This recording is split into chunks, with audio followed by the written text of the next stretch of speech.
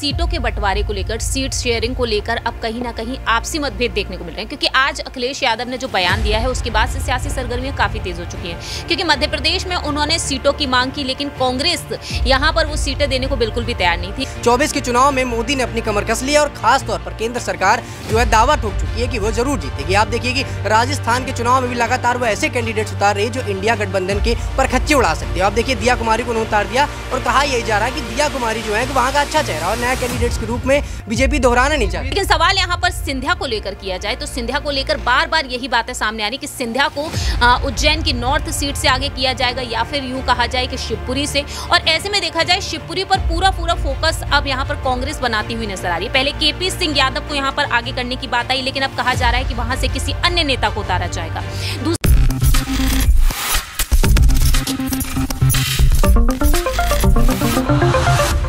Next 9 news में आपका बहुत बहुत स्वागत है। मैं हूं आपके साथ अबरारुल हक रहमानी। 2024 को लेकर इस वक्त तमाम मुद्दे जो हैं वो कहीं ना कहीं कनेक्ट होते नजर आ रहे हैं, क्योंकि 24 पर सभी की नज़रें हैं। विधानसभा चुनाव में भी जो प्रचार प्रसार किए जा रहे हैं उसको भी कहीं ना कहीं 24 के चुनाव से जोड़ा जा रहा है, क्योंकि विधानसभा चुनाव के संपन्न होने के तुरंत बाद कुछ महीनों के बाद ही आप कह सकते हैं कि लोकसभा चुनाव होने।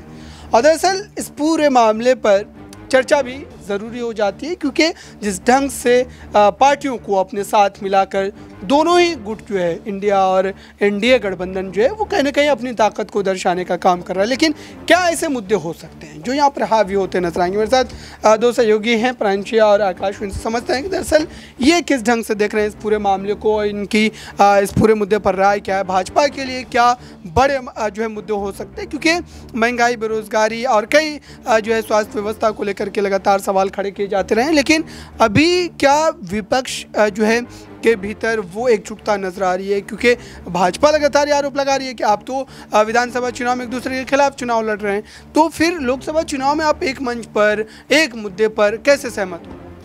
देखिए, जिस तरह से यहाँ पर 28 राजनीतिक दल जो एकजुट हुए हैं, उन दलों में देखा जाए तो कहीं ना कहीं अब सीटों के बंटवारे को लेकर, सीट शेयरिंग को लेकर अब कहीं ना कहीं आपसी मतभेद देखने को मिल रहे हैं। क्योंकि आज अखिलेश यादव ने जो बयान दिया है उसके बाद से सियासी सरगर्मियां काफ़ी तेज हो चुकी हैं। क्योंकि मध्य प्रदेश में उन्होंने सीटों की मांग की, लेकिन कांग्रेस यहाँ पर वो सीटें देने को बिल्कुल भी तैयार नहीं थी। क्योंकि यहाँ पर अखिलेश यादव ने 9 प्रत्याशियों को उन विधानसभा सीटों से उतारा था जिन विधानसभा सीटों से कांग्रेस भी अपने प्रत्याशियों को आगे कर रही थी। लेकिन उस वक्त ये देखा गया कि कांग्रेस अपनी सीटों को समाजवादी पार्टी को देना तक नहीं चाहती है। तो अब देखा जाए अखिलेश यादव ने जो बातें कही हैं, आज अखिलेश यादव का साफ तौर पर कहना रहा है कि मध्य प्रदेश में हमने जो मांग की थी उसे पूरा तक नहीं किया गया।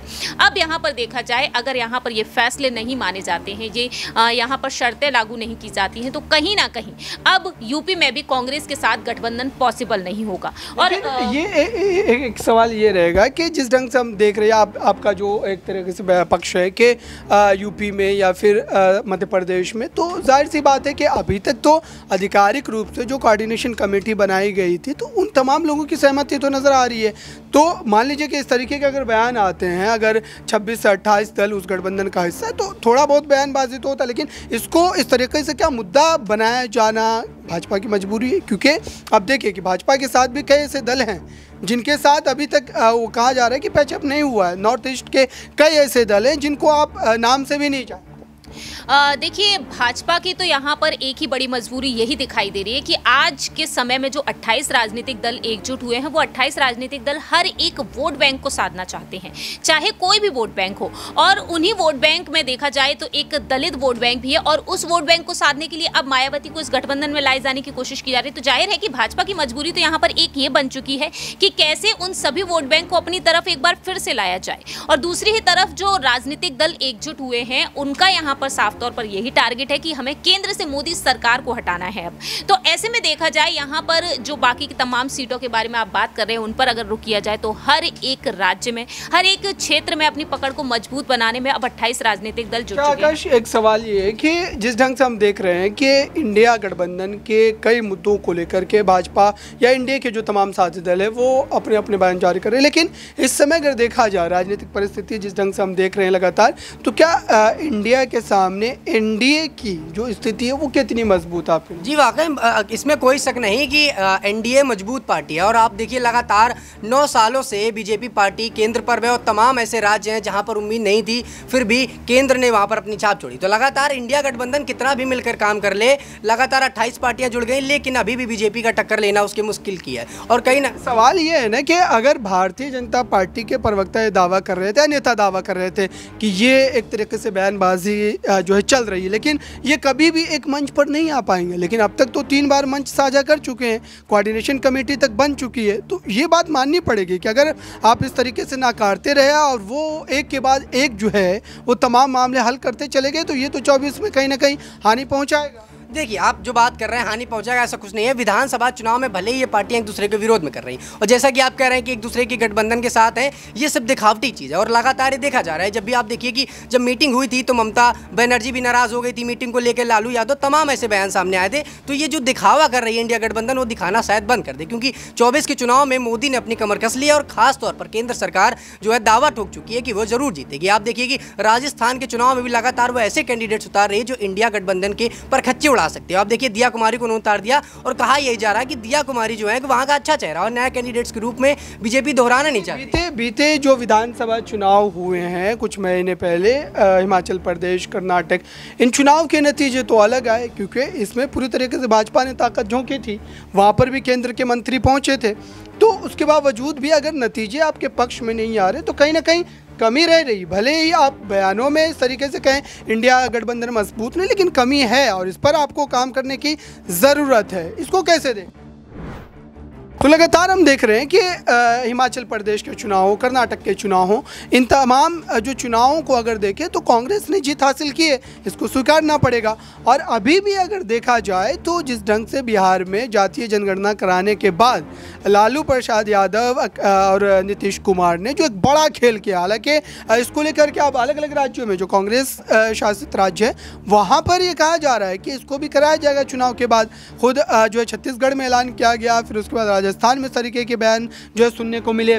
तो जातिगत जनगणना क्या 2024 के चुनाव पर कोई असर डालेगा? खासतौर से अगर बिहार के नज़रिए से हम बात करें तो बिहार वो राज्य है जहां पर उत्तर प्रदेश से भी ज़्यादा, अगर प्रतिशत के हिसाब से देखा जाए तो उत्तर प्रदेश से भी ज़्यादा सीटें एक तरीके से आप कह सकते हैं कि वहां पर मिले थे, क्योंकि 40 में से 39 सीटें भाजपा के हिस्से में गई थी। तो बिहार भाजपा के लिए एक बड़ा राज्य है और वहाँ पर जातिगत जनगणना का करवाया जाना कितना नुकसान पहुँचा सकता है भाजपा? देखिए, नुकसान कराने वाली कोई बात नहीं। आप जैसे कि आप बात कर रहे हैं तो बीजेपी पार्टी जिस तरह आपने बताया कि 40 सीटें उन पर, और उत्तर प्रदेश में भी बीजेपी की अच्छी खासी पकड़ है। आप देखिए कि योगी आदित्यनाथ लगातार जनता के बीच में जाते हैं और जनता उनको पसंद भी करती। तो उत्तर प्रदेश और बिहार अगर मिल जाए तो मुझे नहीं लगता कि केंद्र में सरकार बनाने से कोई रोक सकता है, और विपक्षी पार्टी इसी का प्रयास कर रही है। अखिलेश यादव उत्तर प्रदेश में जो है मुस्लिम वोट साधने को। जी, सवाल यहाँ पर यह भी है, उत्तर प्रदेश का अगर हम जिक्र करते हैं तो हमें ये बात याद रखनी होगी कि जो उपचुनाव हुए हैं, 2 मैनपुरी लोकसभा उपचुनाव हो, घोसी उपचुनाव हो, इसके नतीजे क्या रहे? इसके नतीजे तो सपा के पक्ष में रहे। तो आप सोचिए कि जिस प्रदेश में जिस पार्टी की सरकार है और उसके सारे तंत्र का इस्तेमाल करने के बावजूद भी अगर जो विपक्षी दल है, मुख्य विपक्षी दल, वो जीत रही है, तो इसके संकेत समझने पड़े। देखिए, एक आध चुनाव जीत जाने से कोई ये तो दावा नहीं कर सकता कि वो केंद्र में जा सकते हैं। मान लीजिए इतने चुनाव होते हैं तो उसमें से एक आध अगर बीजेपी हार भी गई तो क्या फर्क पड़ता है? केंद्र पे तो वही बैठी है और वो चाहे तो कितने। आप देखिए मध्य प्रदेश की आप जिस तरह बात कर रहे थे, तो मध्य प्रदेश में कमलनाथ की सरकार तो बनी थी, लेकिन 15 दिन में सरकार गिर गई। तो कहीं ना कहीं बीजेपी का पक्ष अभी मजबूत है, इंडिया गठबंधन पूरी ताकत झोंक रहा है। एक छोटा सा सवाल जिस रहेगा कि मध्य प्रदेश का जैसा इन्होंने जिक्र किया कि वहाँ पर सरकार बनी फिर गिरी, तो इस बार क्या वही ज्योतिरादित्य सिंधिया का जो जलवा लगातार हम देखा करते थे वो इस बार भी नजर आएगा? क्योंकि इस बार आप देखिए मध्य प्रदेश में सबसे बड़ा फेरबदल हुआ है, क्योंकि सांसदों को उतारा जा रहा है, 5 केंद्रीय मंत्रियों में से 3 को उतारा जा रहा है। तो अब सोचिए कि केंद्र के नेताओं को अगर आप राज्य में चुनाव लड़ने के लिए उतार रहे हैं, इसके क्या संकेत मिलने चाहिए? क्या इससे ये समझा जाना चाहिए कि पार्टी बहुत मजबूत है और इसी वजह से केंद्र के नेताओं को आप राज्य के चुनाव में उतार रहे हैं? इसके क्या मायने हो? देखिए, इसके दोनों ही मायने निकल रहे हैं अबरार, कि कहीं ना कहीं इंडिया गठबंधन को देखकर बीजेपी में एक डर और खौफ यहाँ पर पनपता हुआ नजर आ रहा है, या फिर यूं भी कहा जा सकता है कि इस बार मध्य प्रदेश में एक बार फिर से बीजेपी सत्ता में आ जाए, इस वजह से यहाँ पर और भी दिग्गज नेताओं को आगे किया जा रहा है। लेकिन सवाल यहाँ पर सिंधिया को लेकर किया जाए तो सिंधिया को लेकर बार बार यही बातें सामने आ रही कि सिंधिया सिंधिया को उज्जैन की नॉर्थ सीट से आगे किया जाएगा या फिर यूं कहा जाए कि शिवपुरी से। और ऐसे में देखा जाए शिवपुरी पर पूरा फोकस अब यहां पर कांग्रेस बनाती हुई नजर आ रही है। पहले केपी सिंह यादव को यहां पर आगे करने की बात आई, लेकिन अब कहा जा रहा है कि वहां से किसी अन्य नेता को उतारा जाएगा। दूसरी तरफ देखा जाए कांग्रेस आज ये कह रही है कि ग्वालियर चंबल संभाग जहां पर सिंधिया का वर्चस्व है, अगर सिंधिया वहां से चुनाव लड़ेंगे तो हम 30 सीटों पर नहीं बल्कि 34 सीटों पर जीत हासिल करेंगे, उनका ये कहना रहा है। प्रियंका गांधी ग्वालियर का दौरा करती हुई नजर आई और सबसे बड़ी बात ये देखने को मिली कि कांग्रेस अपने उन समर्थकों को वापस अपने खेमे में लाने में कामयाब हुई है जो सिंधिया के साथ गए थे। तो कहीं ना कहीं सिंधिया जो बड़ी चुनौती बने हुए हैं, सिंधिया का जो गुट है उसे तोड़ने की कोशिश यहाँ पर की जा रही है। बहुत बहुत शुक्रिया। तो देखना होगा दर्शकों कि ये जो राज्यों में कई तरीके से चुनावी बिसात कहीं ना कहीं बनती और बिगड़ती नजर आ रही है, इसका किस ढंग से 24 पर असर पड़ेगा और ख़ासतौर से जो फिलहाल अभी जो चुनाव होने वाले हैं अगले महीने में, इसमें कितना ज़्यादा जो है सफलता भाजपा को या फिर इंडिया गठबंधन को मिलती नजर आती है, क्योंकि इसमें भी कहीं ना कहीं एक दूसरे के खिलाफ चुनाव तो लड़ा ही जा रहा है, लेकिन उसके बावजूद भी ये माना जा रहा है कि इस चुनाव में भी राष्ट्रीय मुद्दों को कहीं ना कहीं हावी करवाने की कोशिश जो है वो की जा रही है। फिलहाल इस खास रिपोर्ट में इतना ही। जुड़े रहे बड़ी खबरों के लिए नेक्स्ट 9 न्यूज़ के साथ।